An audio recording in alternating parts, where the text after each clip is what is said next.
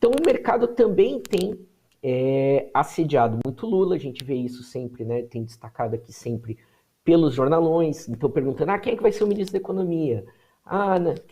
Não pode revogar o teto de gastos, não pode fazer a reforma trabalhista. E nessa semana, então, e aqui em Porto Alegre se confirmou novamente isso, o Lula reforçou de novo. Primeiro, vai conversar com o mercado depois de eleito. Então não adianta o mercado espernear, ele me mandou dizer, o ministro da Economia sou eu. Eu é quem vou decidir os rumos da economia e vai ser, dentro daquele espírito que eu falava antes, do que é preciso para resolver os problemas emergenciais brasileiros, né? Então o recado que ele deu mais de uma vez nessa semana foi: eu não vou anunciar quem será o meu ministro da Economia antes de ser eleito e não vou sentar com o mercado para discutir programa econômico antes de ser eleito. Então se contentem com o Lula, Lulinha nem tão paz e amor assim, né? E que a fala de ontem, então, para fechar essa primeira reflexão, vem justamente nisso. Olha, privatização não vai caber, que era uma obviedade, mas é sempre bom reforçar, né?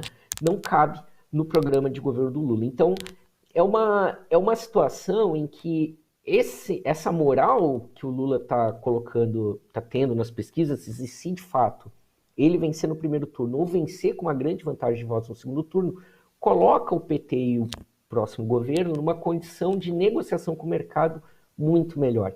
E é nisso que o Lula está surfando, independente de pedirem para ele não falar, o interlocutor, enfim, né? Então, mas de maneira... De como o mercado recebe uma fala dessa, porque ao mesmo tempo que não adianta crer numa proposta que venha do governo Bolsonaro, porque ela não vai ser encaminhada, né, como não foi nesses 4 anos de governo, de outro lado tem Lula deixando muito claro que isso não está no plano de governo dele caso eleito. Como o mercado recebe isso? Com calafrios. E vai ser pior para o mercado, porque o que está se consolidando dentro da campanha do Lula, por mais que o restante da campanha não tente publicizar tanto isso, mas tem 3 questões que parece são imexíveis, digamos assim, né? Uma delas é das privatizações, então isso é inquestionável, é um programa histórico do PT, em especial a Petrobras, né, que teve um papel determinante nos governos Lula e Dilma, né, não só do pré-sal, mas a recuperação dos polos navais, etc. Segundo, teto de gastos, e eu acho que essa vai ser a primeira grande batalha do novo governo.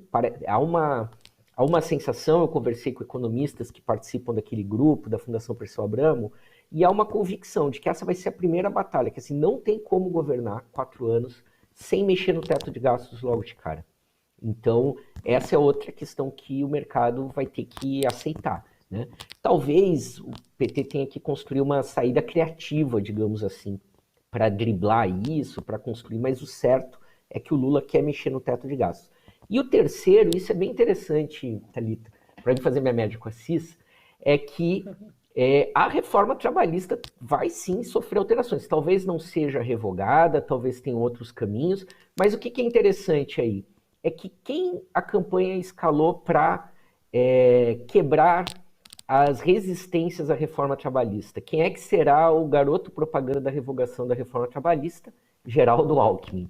Está com essa tarefa de, então, surpresas, né? Mas é parte, né, dessa estratégia que a gente vem falando há um bom tempo, né, do Alckmin ser essa pessoa que vai driblando essas resistências do Lula, em especial, né, nesses setores mais altos do PIB. Agora, me surpreendeu, vou fazer essa nota de rodapé, muito bem recebido em Porto Alegre, viu? Tinha fila de selfie hoje no Plaza São Rafael. O Lula foi para um lado, o Alckmin saiu mais no meio dos participantes, eram 500 participantes, enfim, teve fila para bater selfie com o ex-governador Geraldo Alckmin. Puxa vida, interessante. Ô Miguel, aliás, você trouxe ali no começo da sua fala essa questão, né, da pesquisa IPESP, que mostrou os votos, né, de Ciro Gomes podendo migrar para Lula. E daí a Cissa Soriano, nossa editora, pessoal, ela separou também uma fala agora, durante essa participação aí de Lula no evento ontem à noite, em que ele parece trazer um recado bem claro assim, para Ciro Gomes. Eu quero a sua avaliação. Vamos ouvir juntos e daí a gente avalia depois, tá bom? Roda para a gente, Gui. Brizola estava magoado Eu falava, Brizola, tudo bem, querido, mas eu ganhei. Porra, ajuda eu, cara, ajuda eu. Você é um operário, eu vou te apoiar. E eu agradeço a Deus, porque foi a primeira vez na história do Brasil que o PDT e o Brizola transferiram 100% dos votos para mim no segundo turno. Isso é a eleição de 89, Brizola então apoia Lula e tem essa transferência de 100% dos votos. Difícil esse cenário se repetir, né? Como que você vê isso? Mas me pareceu um recado claro ali para Ciro Gomes. Como que você viu? Olha, ontem o Lula deu 2 recados para os partidos fora da aliança, né? O primeiro que a gente viu na seleção da introdução, tinha um recado mais suave para o PSOL. Se vocês puderam ver ali nas imagens, o presidente nacional do PSOL, Juliano Domingos, participou de todo o ato, veio junto com Lula, enfim. E uma militância muito significativa do PSOL ontem participando, seus vereadores da bancada negra de Porto Alegre, enfim, um clima muito bom, assim, né? Então, o PSOL tem um pré-candidato ao governo do estado no Rio Grande do Sul, ex-deputado Pedro Ruas. O PT tem um pré-candidato ao governo do estado, o deputado estadual Edgar Preto, e que os dois se entendem muito bem, inclusive, e querem dar match nesse namoro, mas ainda dependem das direções partidárias. Então, o primeiro recado suave do Lula foi para o PT e para o PSOL do Rio Grande do Sul de que pode ter jogo.